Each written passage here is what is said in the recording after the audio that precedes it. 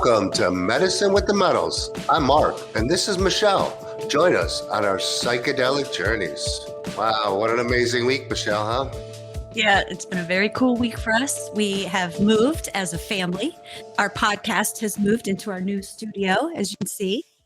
It's building up too, you know? It's really building up. We've got 2 mini podcasts coming out. Let's talk about that for a second. Yeah, to the too many podcasts. I think we're doing these daily doses, which is they're involving a lot of the community, and we're doing these psychedelic stories, and you'll be hearing more about that as we venture into these podcasts. They'll be at the end of these podcasts and usually in the middle, but it's going to be talking a lot about people's psychedelic journeys, how it's benefited them, or, not even about their psychedelic journeys. It can be about anything in this holistic healing space. And we need more of that, a matter of fact. Yeah, that's right. We've put it out there on the Facebook group. If you want to come on and talk about your story or you've got something to say, come on on. We'd love to hear from you. Yeah, that's on the Facebook group, Plant Medicine Path. That's also on our new website. We just got a new website, another one. The Medicine with the Metals website. That looks phenomenal too. And there's also a link in there with that to be said at the bottom there. You could sign up in that Calendly.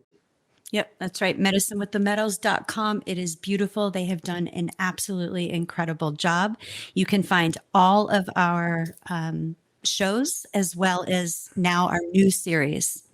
And let's not forget about the Geo Directory. The Geo Directory is something pretty special out there for this community, people that are looking to, promote themselves, seeing what they do and anything. That's an integration coach, being a retreat center.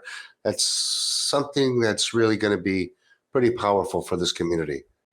Yeah, it's very cool. We are in an introductory period for it now, a soft launch, if you will, but come April, it will launch officially. And there's a lot more to come about that for sure. Well, let's talk about our guest today. Who is our guest today, Michelle? Jimmy Castillo is coming on to speak with us today. He has got a couple things going, jennysrose.com. And then he's also featured in a documentary called, I think it's Larry Speaks. It is absolutely incredible. We're going to be showing a clip from it, and we're going to have Jimmy. I think I've seen that documentary. It's a little bit about a gentleman with Parkinson's. Parkinson's, right? And how plant medicines help him. So Definitely. As soon as we get back, we're going to have Jimmy. Tired of feeling like you're barely holding on? Are you searching online for answers, only to come up with more questions? Looking for ways to feel better and make life more livable? There is a way where you can feel better and take on the world. Transforming your mental health, nourishing both your body and mind. Embark on a journey to lasting happiness and vitality. All powered by the wisdom of Mother Earth.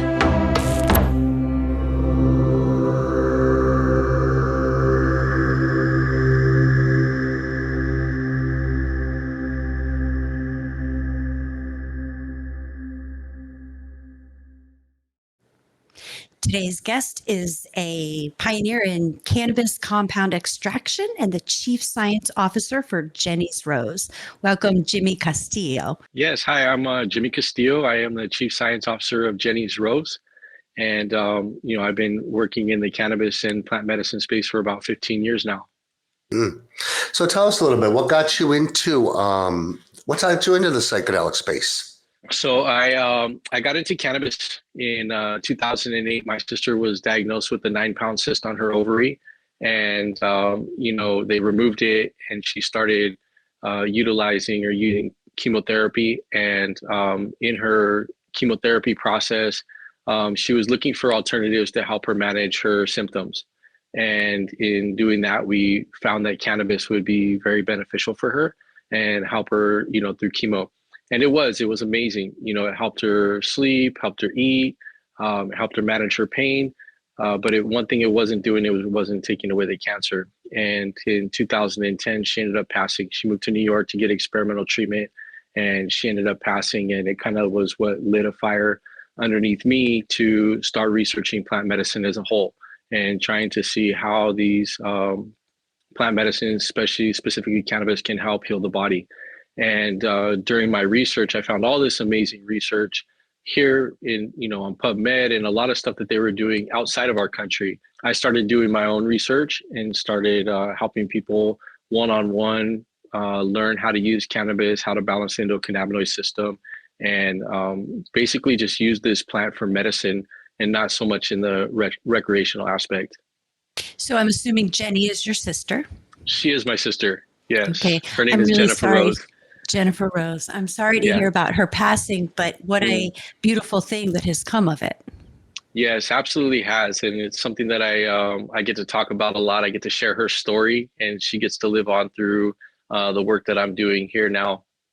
And I'd love to talk a little bit about cannabis. Cannabis has, I can speak for myself and probably for Michelle, it's been a really beneficial factor in my life. But in the beginning, at my young age, I think cannabis was really a detriment to me.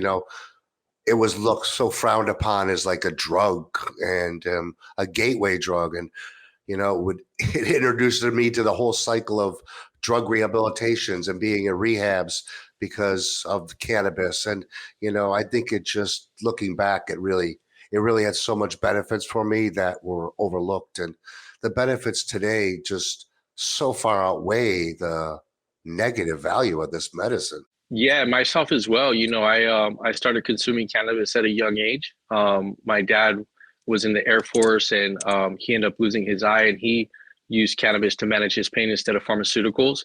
So I got introduced to it at an early age.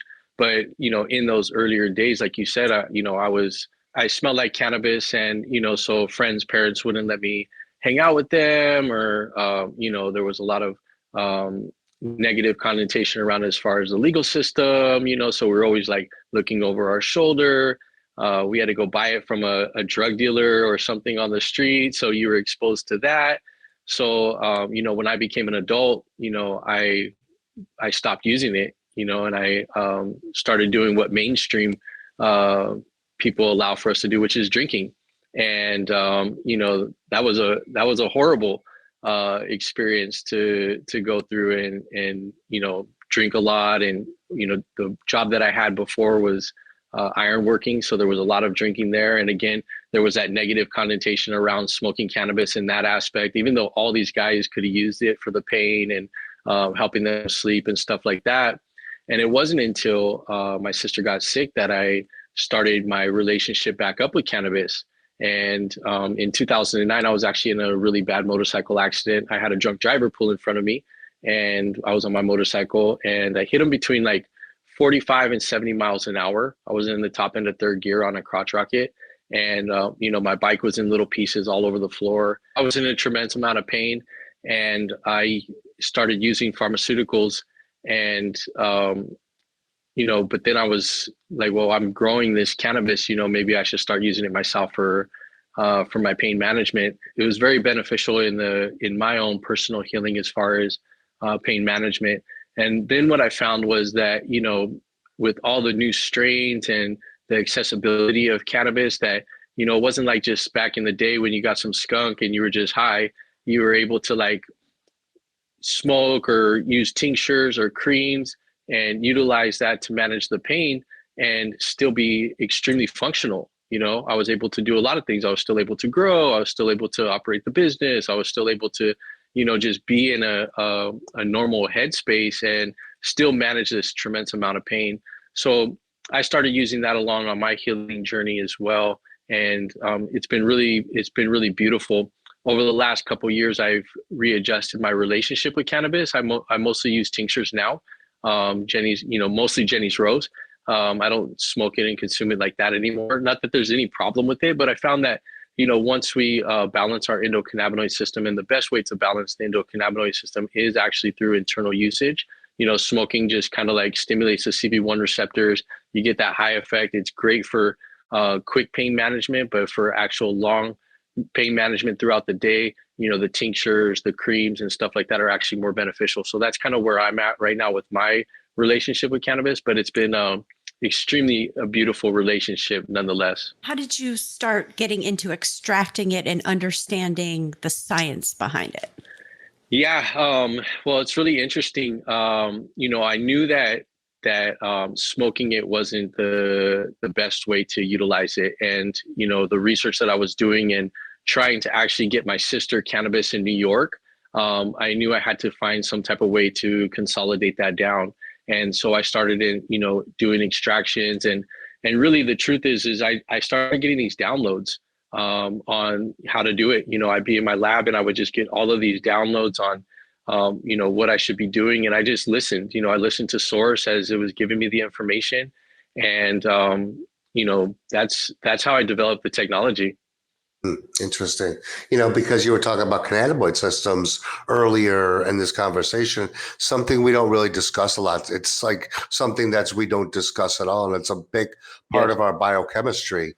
Yeah, it's a huge part. And, it's really interesting to see that, like, doctors aren't trained on this. It's not in their textbooks, when it is a vital part to our bodies. It's a vital part to how we function. It balances, once the endocannabinoid system is balanced, it balances all the major functioning systems in our bodies, which is important because at that point, our bodies can start healing itself, because we do have amazing machines, amazing bodies that can re-heal, regenerate, and balance, but we need to give them the right tools.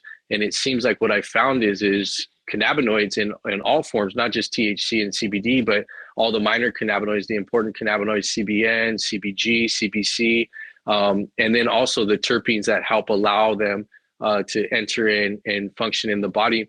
And when I talk about cannabis and cannabinoids, I like to explain them as a social cannabinoid. And it's funny because cannabis makes us more social sometimes too. So I like to, they really need each other to work the best. When you start isolating them into separate compounds like CBD by itself or THC by itself, it's when it's really not as effective as having all of those cannabinoids together. And that's what we've done with Jenny's Rose.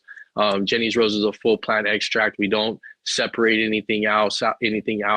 The technology that I created allows us to activate the cannabinoids at an extremely low temperature. So the temperature that we're able to activate in, which is called decarboxylation, is at 83 degrees Celsius. So at 83 degrees Celsius, nothing's being destroyed. Everything's staying intact while getting that conversion into the cannabinoids that we need.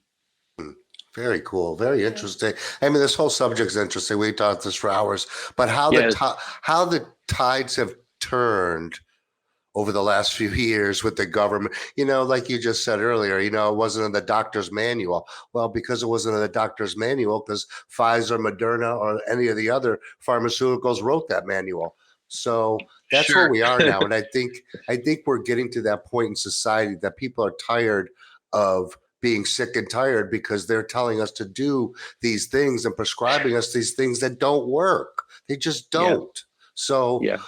So let's talk about the documentary, because this is absolutely fascinating. Perfect. And this brings into a Western condition, right? Or yes, that they try to treat Parkinson's. Yes, right. And this particular clip that we'd love to shows how he takes the cannabis in a I believe it's in a oil form. Yes. And within 5 minutes? Yeah, about 4 minutes. Absolutely incredible. Let's show that clip real quick. Hi, Larry. How are you? Come in. Good to see you.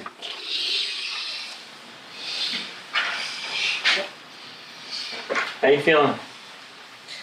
It's been a bit of a rough week, really. And the best way to take it is put it under your tongue and rub it in your cheek.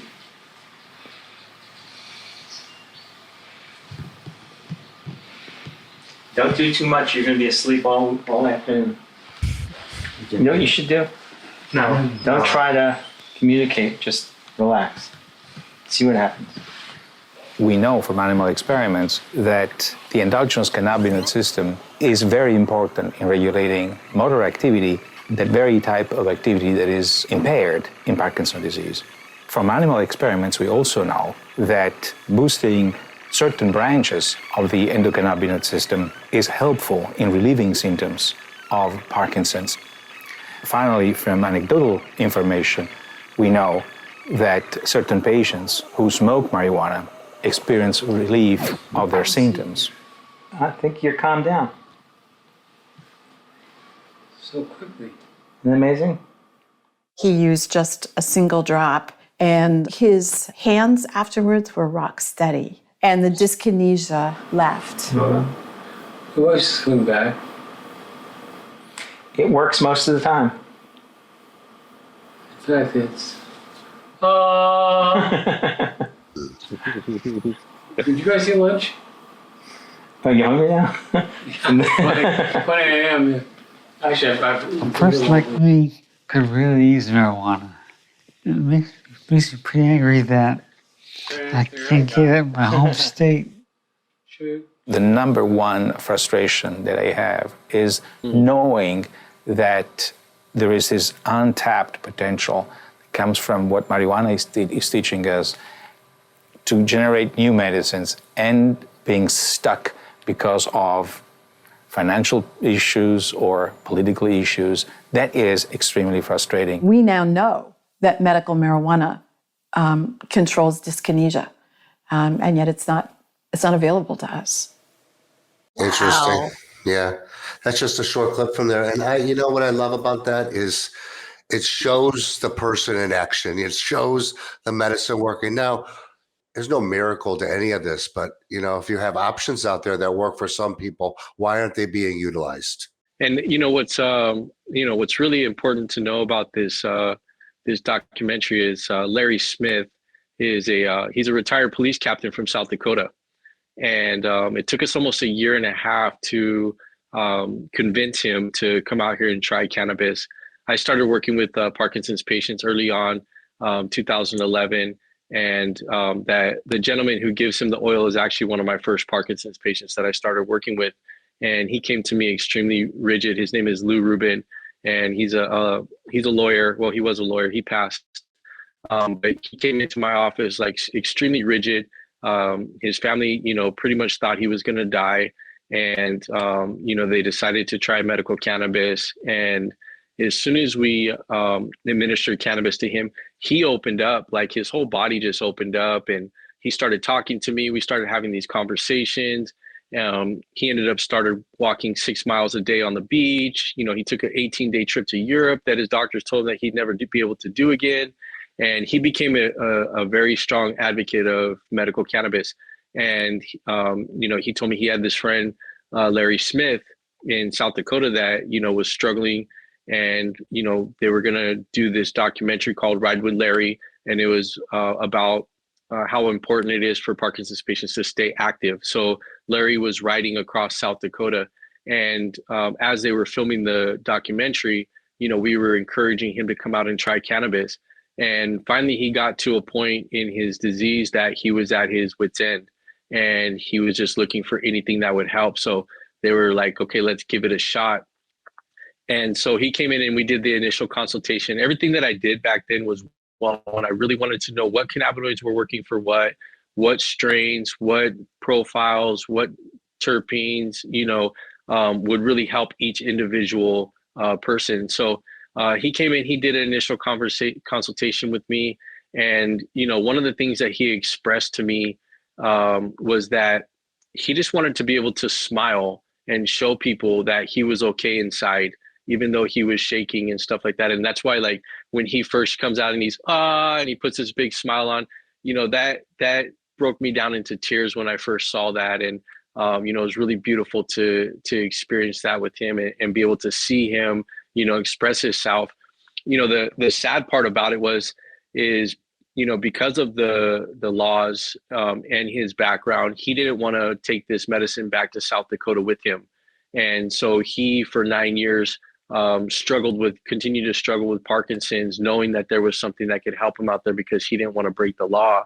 And just recently, his wife played a very powerful role, Betty Smith, in getting medical cannabis legalized in South Dakota. So it was a big win, just happened over the last few years.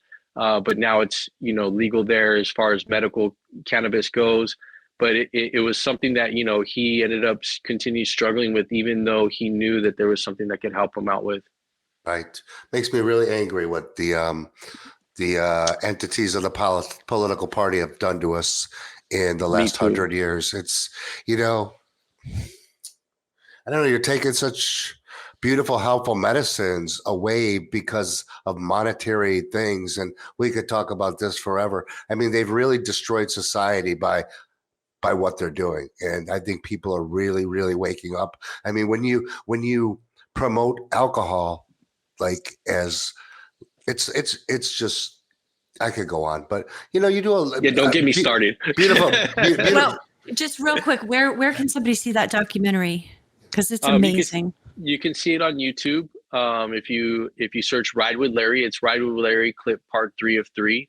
And then also too, there's a backstory that I did on Patient Chronicles. If you search that, you can find Patient Chronicles, or you could go to Amazon and you can watch the whole documentary, which is a really beautiful documentary. It's on Amazon. If you're a Prime member, it's free. If you're not, you can pay to watch it. So here's something that Mark always says, and I just completely agree. It is the difference between cannabis and psychedelics. Cannabis helps with the symptoms. Yes. The psychedelics help with what happened, right? Yes. It goes to the level. Like psychedelics, I always say, I mean, you don't see the results from cannabis. You actually see in psychedelics, you see the results. I mean, they're there. Besides visualizing, seeing them, science is there. Everything's there. I mean, there's no reason this space isn't going. It's going where it's going. And amazing work in the cannabis space you're doing. Let's dive into some psychedelics right here, because I think this is what people really are gearing towards. I think it's really important in society right now. Psilocybin, Cambo, Bufo, Boga. I mean, MDMA will be legalized this year. I mean, all these things are coming to the forefront, and there's going to be a lot of irresponsible people out there, a lot, because nobody knows anything about this because we haven't been taught.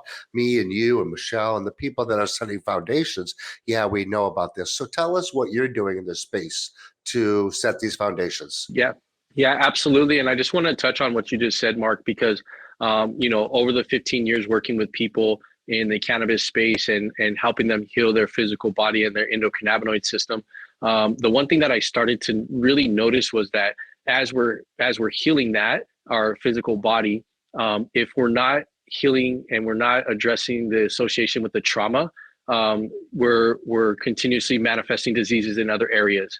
So that's what led me into, to start off with psilocybin and helping people go on journeys in 2015, was because we were trying to figure out how to help people, especially when we're talking about things like anxiety, depression, PTSD. Cannabis can sometimes trigger that, and exacerbate those symptoms because those traumas are still there, right? Cannabis isn't helping relieve those traumas. It's just helping the symptoms that are associated with those traumas. So, that's kind of how I got, started into psilocybins.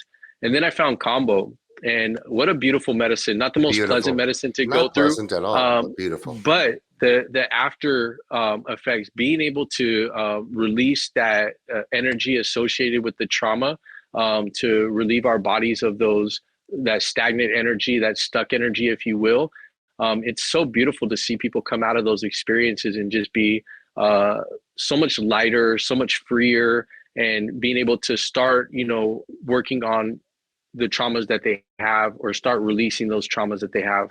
Yeah, it's mine and Michelle's favorite medicine. We love the film. Yes. Mm-hmm. Yes, I mean, me too. Nobody likes to throw up, but purging on medicines is a little bit different than your everyday vomit, I guess you want to say. Yeah, it's not just I'm getting sick from the flu or food poisoning. And it's funny Mark says that, because now we are at the point where we do enjoy that purge, and we encourage each other, and somebody starts purging, we go, yes, do it, because what's happening. Yes, Combo. You are releasing. It's beautiful. Yeah, and then another great medicine, 5-MeO. I think 5-MeO it's got to be approached with some caution. I mean, I truly believe it's that medicine that'll really show you God in maybe a way that might make you a little bit empowered and like crazy. But that's a medicine that really, I think, for me, I think there's a pathway to all these medicines. I think they should be structured in a way of something. I don't know what that looks like yet, but I think 5-MeO is not the one to start off with. I think it's the one after you work towards something, then you need to realize, okay, I'm ready to do this. That's my feeling. Yeah. I don't know. 100%. And I always encourage people to start with combo. And I typically won't even serve 5-MeO to someone who hasn't started with combo and worked with that medicine first to release those energies so that they're prepared for that, to do the work. And then psilocybins, and then coming into 5-MeO DMT or NDMT. I think those medicines, like you said, should really be approached with caution and structured in a way that you have somebody there that can facilitate that. I discourage 100% of people getting 5-MeO and going out and trying it themselves, or even, I've seen now in the marketplace, like you said, some of these bad things are happening. You see in the marketplace, people trying to proliferate on these 5-MeO DMT pins, and vape pins. And I think that's not the essence of the medicine. And we need to encourage people to stay away from those and to really sit with people who understand the medicine and are trained in these medicines and guide them appropriately. So you're a facilitator of 5-MeO? I am. Yeah. I was initiated with the SETI tribe down in Mexico. I did my initiation down there. They're considered the gatekeepers of this medicine. I'm not sure if you guys are familiar with them, but they've been using this medicine for a long time. And I had the great opportunity to go down there and sit with the elder shamans and do my initiation on their island. And, it's a medicine that I've been sitting with for quite a long time personally. And something that I've had my own profound experiences with, and something I wanted to guide and share people along this. And I started getting these downloads to serve this medicine, something that I didn't think that I would ever do. But the time came, and I stepped up to the plate and did my due diligence and had the opportunity to go down there and be initiated with that tribe. Can you tell us about one of your profound experiences with the toad? Well, I think my very first experience was probably the most profound, just sitting in that light of God, if you will, of being like almost like pet or rubbed by all of this light energy, and just being able to sit there in source and know that we are all one, know that we are all, just energy, and that, there's something else out there than what we have here. I think that was one of the most profound experiences that I had with the medicine. I've had quite a bit, but that one was probably the most profound one. If I sum it up, I would think 5-MeO is the closest thing to dying and coming back than anything in life. It's just, yes. I think that's really what death feels like. That's why I think it's so powerful. Yeah. And we hear a lot of like podcasts and stuff like that of people talking about their near-death experiences. Yeah. I personally haven't had any actual near-death experiences where I might have died. But listening to other people explain their near-death experiences, I was like, aha, that's Bufo. That's what you get when you try 5-MeO DMT. You get that experience, but without the risk of actually dying. So you're able to sit in that space and have that experience, and again, sit with source, sit with God, if you will, creator, and be in all that energy, but be able to come back to your body and integrate that into your daily life. Well, it's such a big experience. Bufo, I mean, all these medicines are big experiences, but personally for me, Bufo was probably my biggest. Mm-hmm. And it can be very disconcerting if you don't integrate it properly. Mm-hmm. Yes. That is a medicine that really takes, first time, when you do that medicine. I think it's really, don't come after that experience, quit your job, do this, do that. Give yourself a little bit of about a week, come back to reality and say, okay, let's do some changes in my life.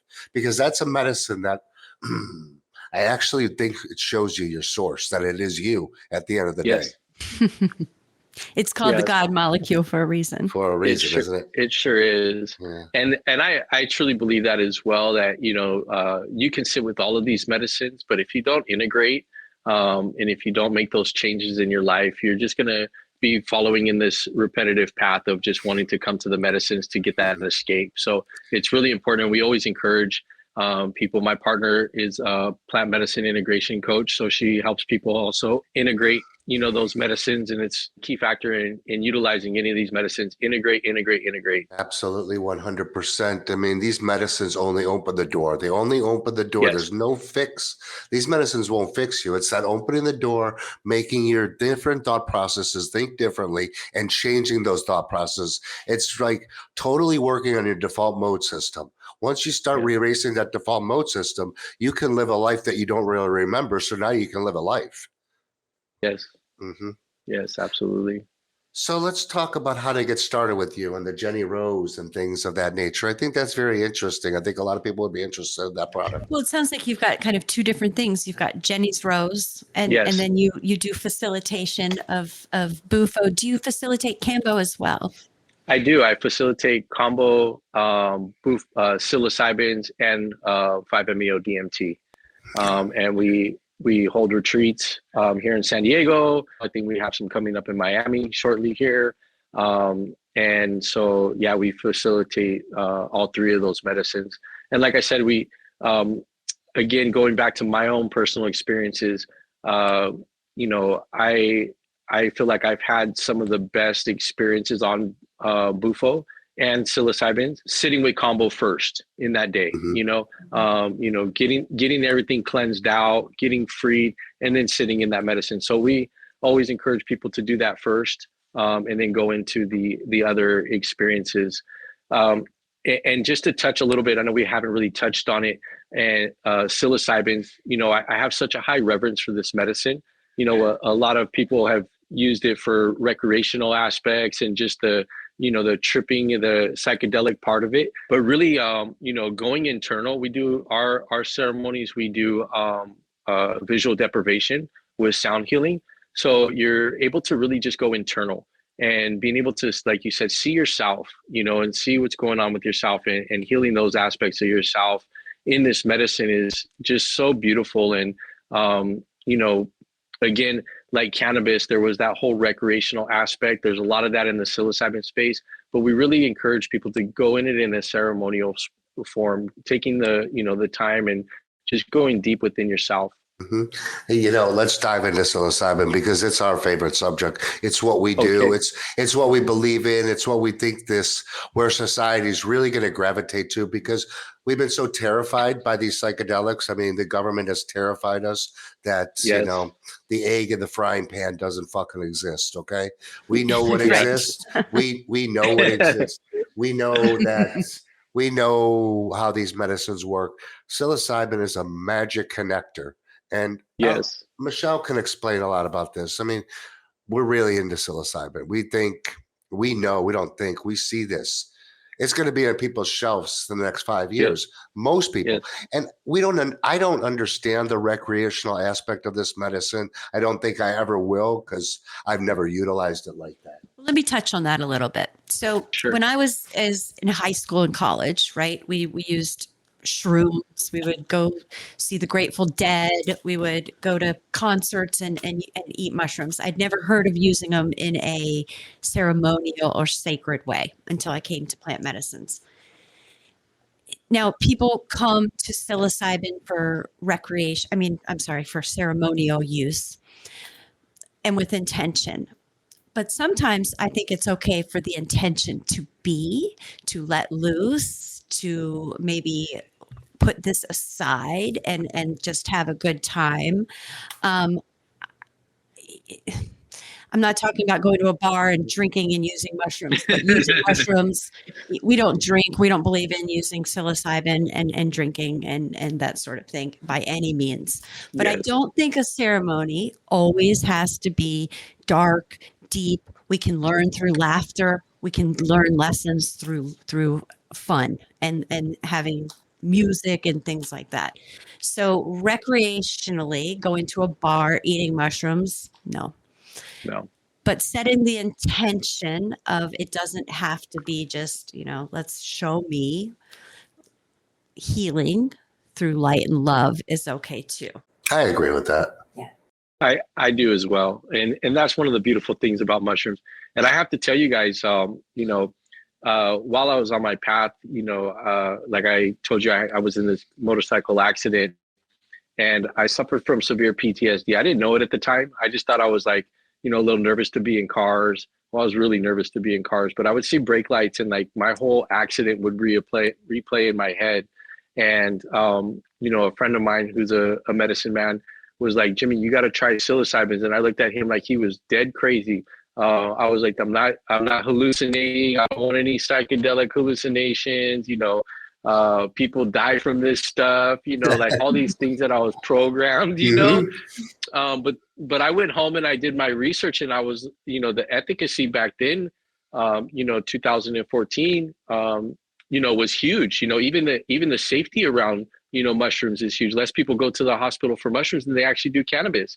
And I was like blown away. Like, I was like, wow, why haven't I heard this before? So I ended up going on this journey that he took me on. And it wasn't a visual deprivation. It was kind of like, just opening up and, experiencing that.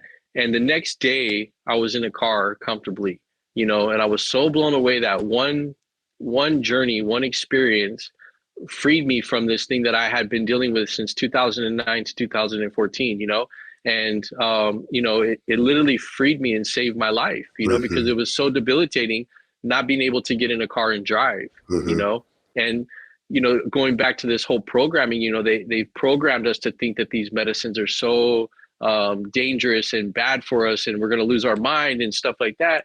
When in the reality is it's actually healing our mind. So it's true. Creating new neural pathways. It's true. Helping people heal. Oh my gosh, it's just wow. Remember when they used to tell us we can't create new neural pathways, we can't regenerate our brains, we cannot?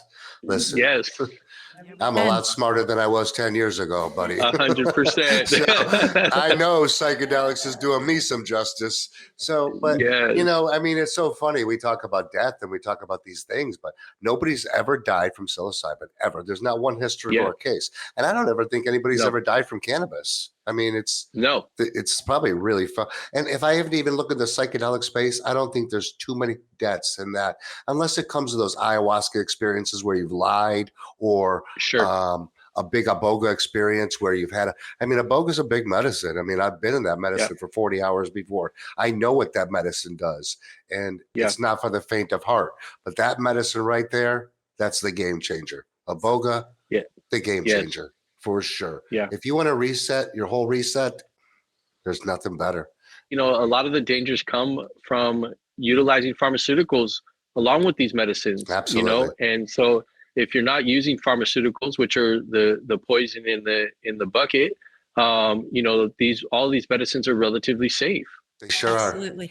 Well, something I'd also like to touch on really quickly, because we know that psilocybin is coming legal, right? It's coming this year, next year, within the next however many years.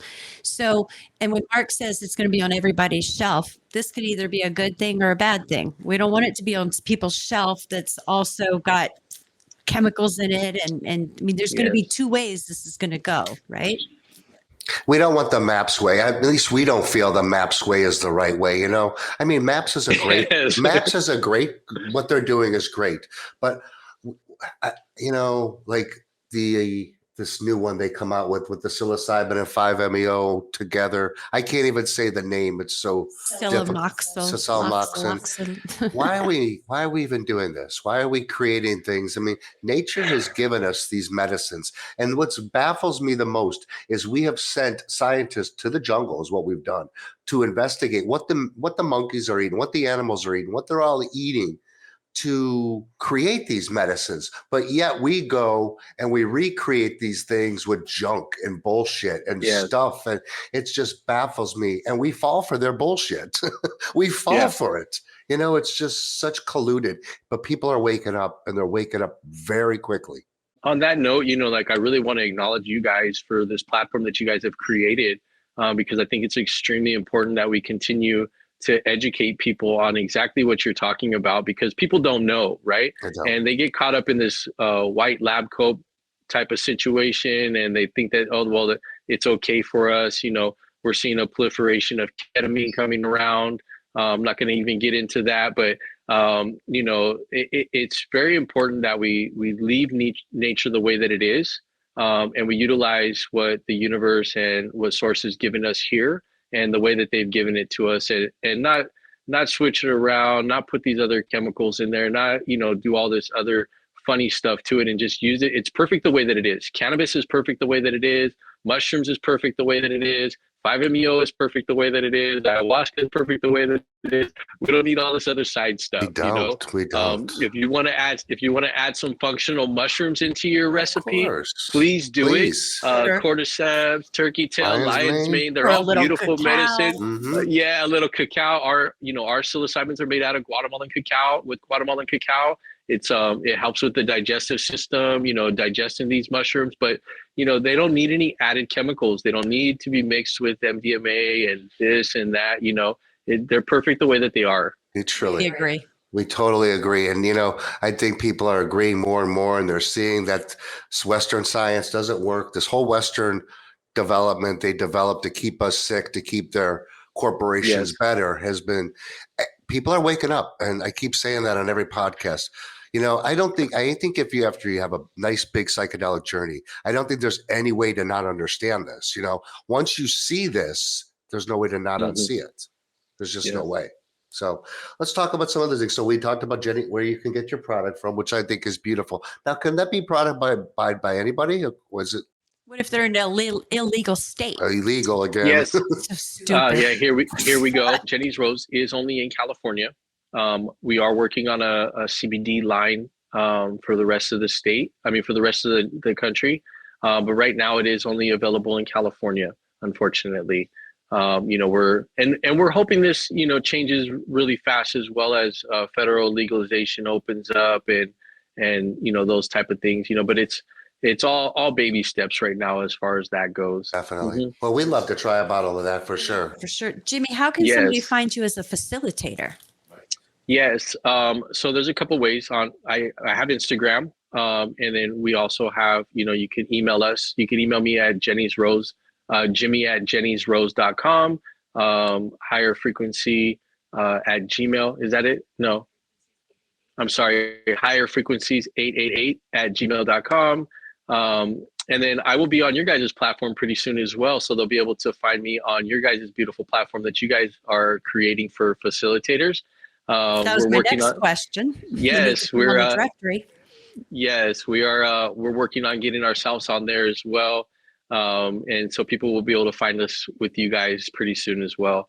I'm also on Facebook, and those are pretty much the platforms that we're working off of right now. Well, Jimmy, thank you very much for setting some of these foundations. Thank you for being out there and understanding the education and the information part of this medicine, because I think it's very important to educate people that these medicines work and they're safe. Well, and breaking that stigma, right? Larry himself was a police officer. You said he was a sergeant, a police captain. A captain. So it took him a year and a half with those symptoms to come use it because of the conditioning. Thank you so much for coming on and speaking with us today. I hope you'll come back. Thank you for having me. Thanks, beautiful. Jimmy. Yes, Thanks for coming on our platform today, too. Thanks for going to be joining up with the Plant Medicine Path Directory. The Geo Directory is going to be a pretty big thing. I think it's going to be a beautiful thing, and I know it's going to be a beautiful thing for all this community that's looking to find value. Connection. We need to find ourselves again. We need to find ourselves, find our source. Everybody needs that. Thank you, my friend. Thank you for being a guest on our show today. Thank you. What a great conversation with Jimmy today. Yeah, it really was. That's another one of those medicines that have been so stigmatized for so long. But, once they found a way to start monetizing on it, what a bread and butter it's become for the government, huh? Well, cannabis is an incredible medicine. Absolutely. It is so misunderstood, and there's so much ignorance around it, but it's an incredible medicine. And the documentary Riding with Larry is a beautiful documentary. It's about a guy with Parkinson's disease. We showed a clip of it during the segment, and it is amazing to watch him in 4 minutes go from shaking and barely being able to speak to completely calm and being able to speak. And that's something that a Western medicine cannot help him with. Absolutely cannot. And just every week we see these same things. We see these same benefits with so many disabilities, like Parkinson's, such a simple process. My aunt has Parkinson's. She's been suffering forever, and she knows cannabis will work, but she's been stigmatized to not want to do this. So it's really sad. These are the big takeaways we're taking away from a lot of these podcasts lately, how people are stigmatized and how they fear these medicines so much. It's crazy. That's why we're doing this. That is why we're doing this, because we want to get the word out there and we want people to understand. And I always put it on all of our posts, rethink what you know, because it's not true. It's not true. Absolutely. Well, I guess we're going to go to a nice new clip of our nice psychedelic I'm very stories. excited to see this. I love Shelley these. McLeod is her name. Yeah, I love these psychedelic stories. They're getting the word out there from real people. We're not actors. We're not paid. We are real people. And this is part of what we're doing. These psychedelic stories, they're amazing.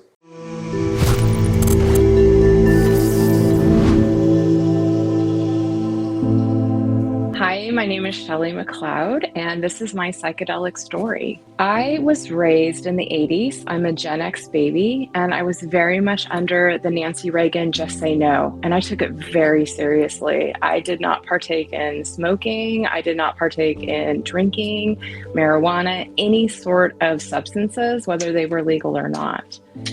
When I was 18, I went to the doctor, and I was diagnosed with depression. And it was like the first time I felt I was somebody.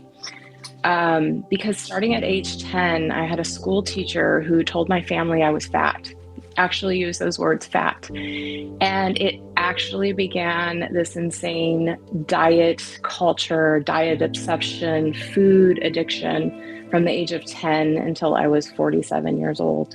So at 18, when I went to the doctor and the doctor said, "You're depressed, let me give you some medication," I was so excited because I had an identity.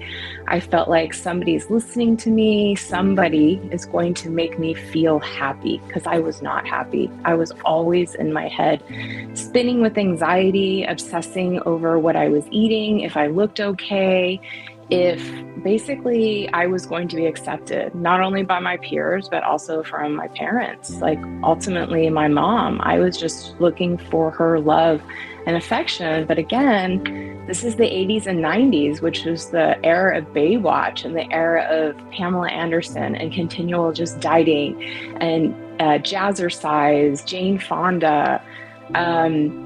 I didn't see women in the gym as far as like building muscles and stuff. It was all just about being thin. Nothing discussed about being happy. So in my 20s, I went away to college and I had a whole new world open up to me. I was still about 330 pounds and I was determined to find somebody to love me. And so it was the dawn of the internet, brand new. You could get dating websites. And so I specifically typed in big, beautiful women and men seeking big, beautiful women. And I found a gentleman near where I was going to college in the Bay Area. And we had a really wonderful relationship for about 7 years. But what I found was that a lot of my trauma from my childhood growing up, even generational trauma before I was even born, kept seeping into the relationship. And I just found all these faults in others, never wanting to look at myself and do anything for myself.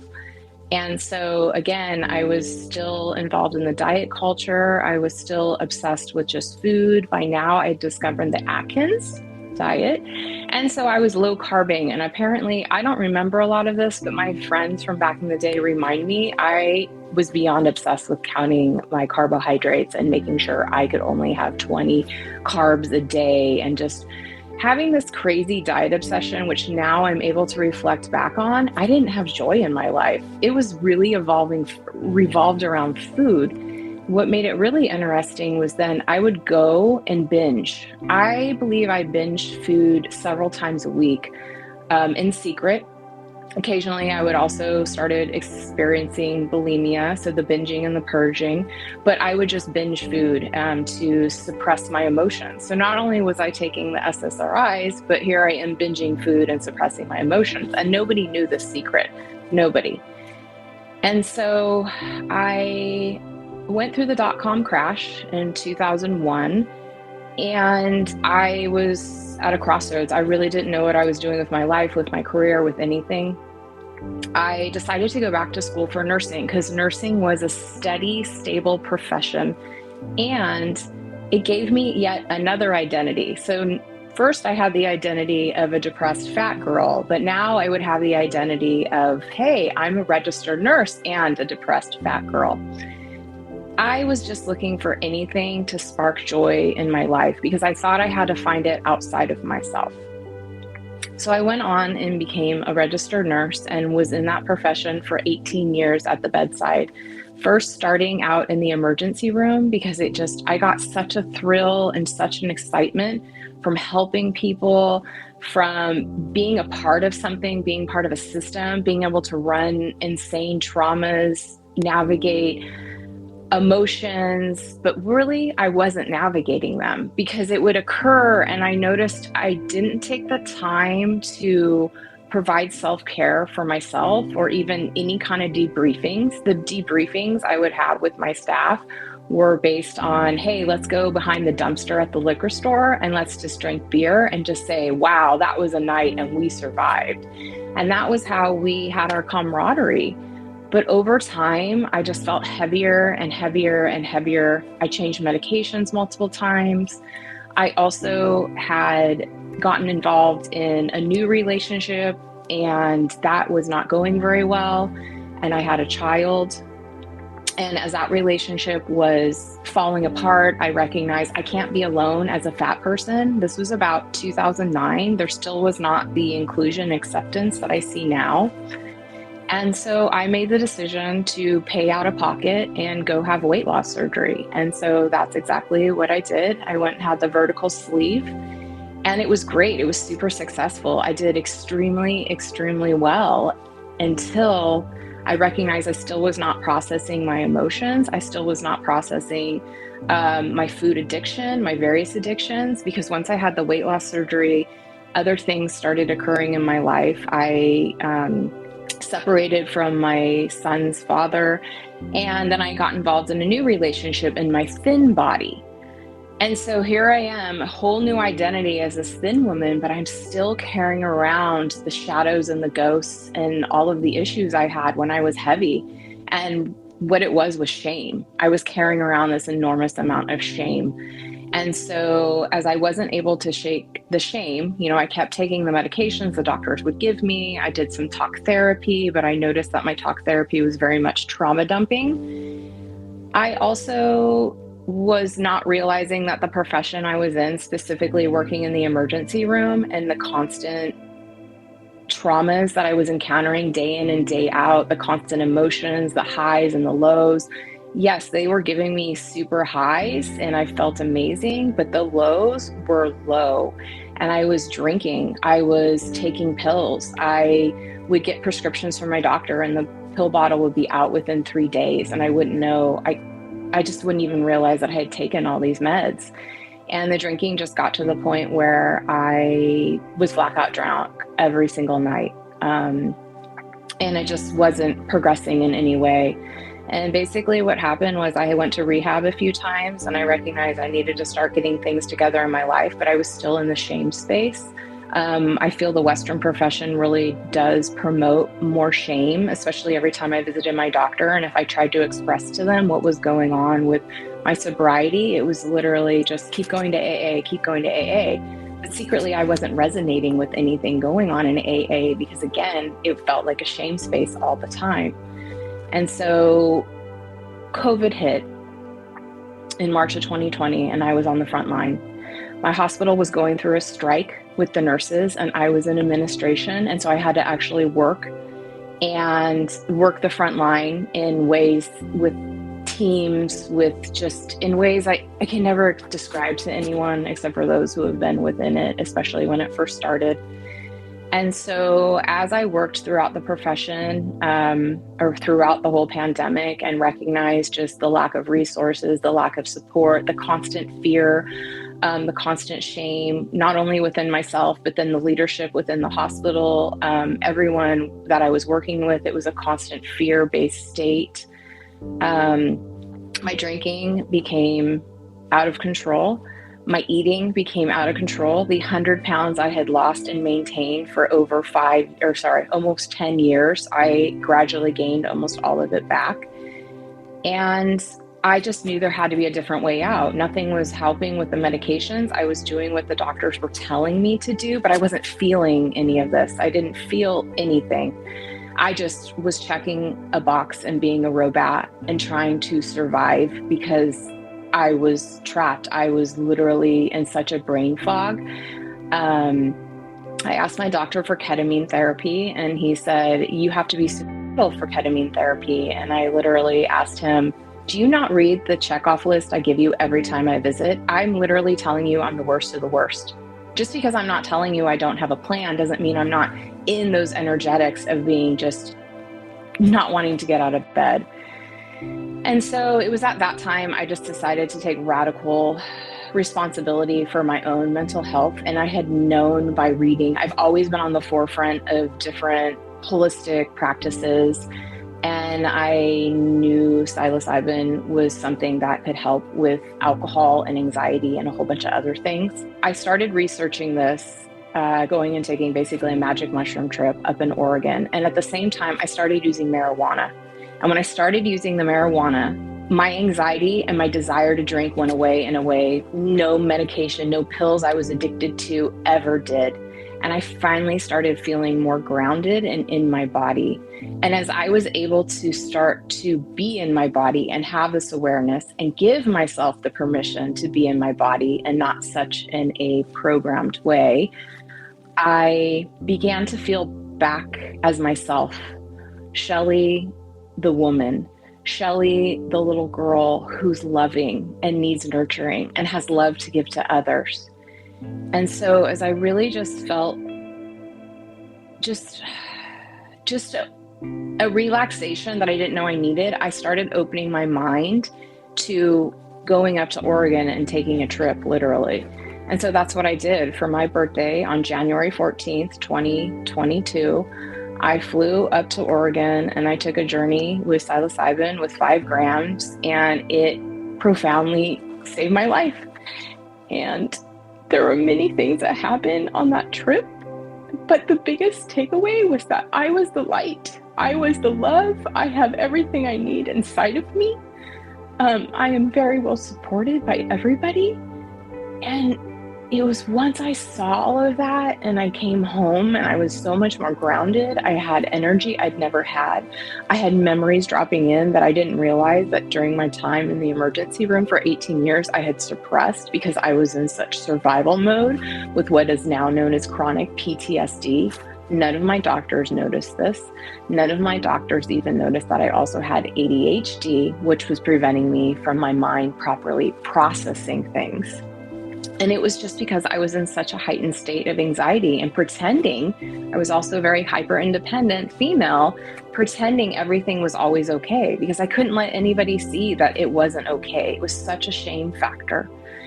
And so now it's been almost 2 years and I take a trip, so to speak, probably every 2 to 3 months, like a really large dose. And I get grounded, and it allows me to see the different areas of my life to work on, the different areas of my life to love myself, to forgive myself. A lot of times when you hear about addiction stories, you hear about all the tough times and whatnot, but when I'm taking my big journeys, I'm giving myself the love and compassion that I never had. I'm providing that in ways that I'm able to reparent myself, that I'm able to feel and be and not be ashamed to be a crying mess on the floor. Some of the biggest things is I don't have the repeating patterns in my head from all the traumas that I would see from the emergency room. I don't have the repeated bad things that were always happening, the emotions that people were projecting. I know how to process my own emotions and also provide support for others, because I got to the point where I could not provide support to anyone. I mean, I barely could provide it for myself. I also am able to spark creativity again, because the funny thing is I never wanted to be a nurse. I only went into nursing because it was stable. I majored in art. I was a studio artist. I had a large 4x5 camera and I would tote it around, and I was doing body dysmorphia projects 30 years ago when, like I said, I did not see anybody overweight represented anywhere, and I was representing myself. But then the circumstances happened and I wasn't able to maintain the nervous system. You know, I had other people's stories in my ear. I had the diet trauma. I had, I'm not good enough. Just all of these different things like imposter syndrome and whatnot, which now I'm able to face, and I'm able to help myself to then appear as my most authentic and no longer mask, no longer be on SSRIs, no longer be listening to the psychiatrist who just want to continually put me in a box, but instead be a part of communities that accept me for who I am. Communities that when I let them know, like, hey, I eat every 2 to 3 hours and I eat protein. And they accept me, because I've actually also had to reparent, relearn, deprogram all of the dieting that I had since 10 years old, because it was all wrong. In fact, now I will eat certain foods and my body will immediately get ill, whether I get nausea, whether I get tingles in my throat, sniffles in my nose. Those are all signs from my body letting me know that, hey, this probably isn't a great thing to be eating anymore. As far as like alcohol and my addiction to that, I physically cannot even drink or smell alcohol. I have an adverse reaction to it. And the same goes for really low vibrational food. The food that I would go and binge on in the bathroom or in my bedroom all by myself, I physically can no longer eat. I've been able to just really do deep healing into the shadows of why I chose substances, why I just didn't know any better. I didn't know any better, and it's the same within the nursing profession, because it's a dirty little secret. Nobody wants to talk about cumulative caretaking trauma, and that's the repeated events, the repeated traumatizations over and over and over again. And nobody wants to talk about it. And the facility I was at, we did not do debriefings. Like I said, we went behind the dumpster and we drank beer.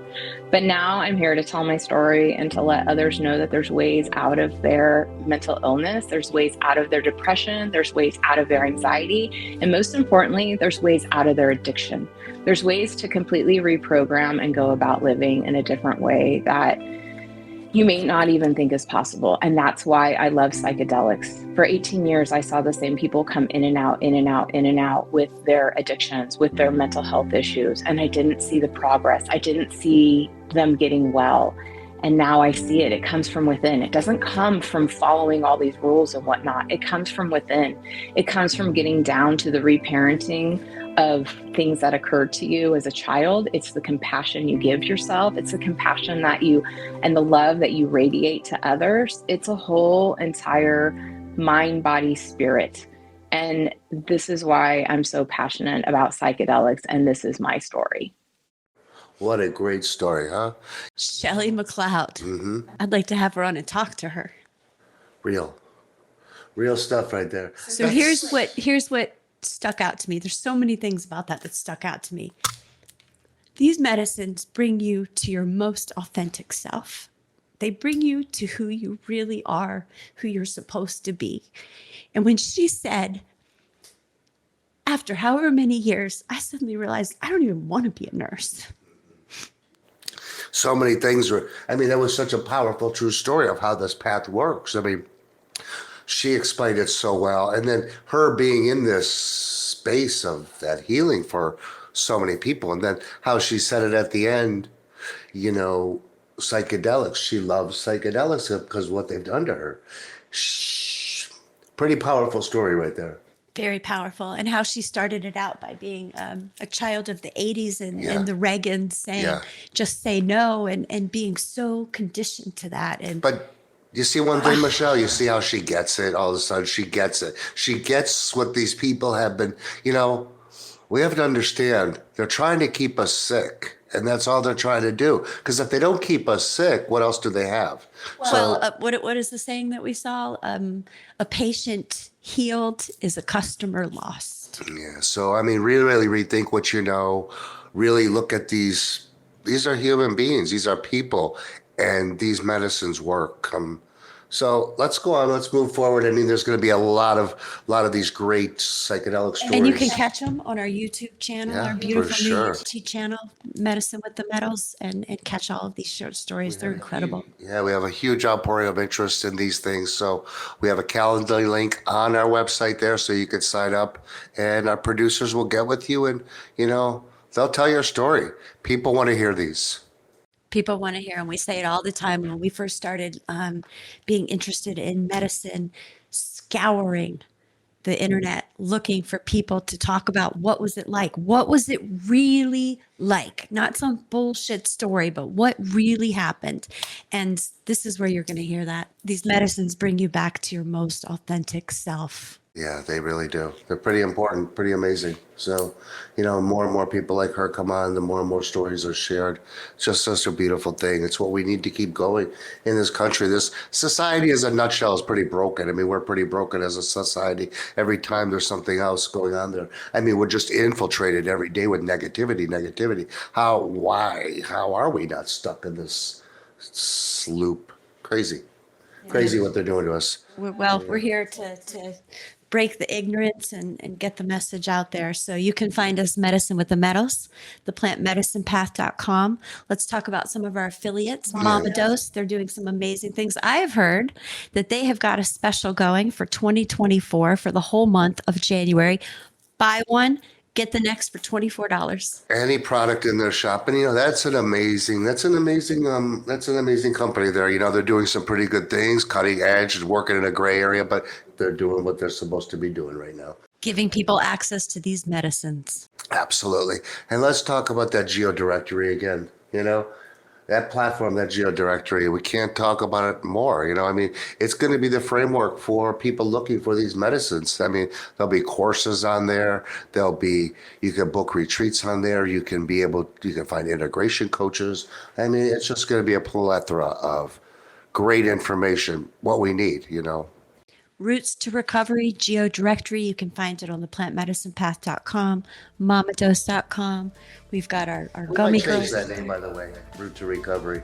We'll talk about that later. It's been a great show. Yeah. Yeah. Thanks so much. Have a beautiful day.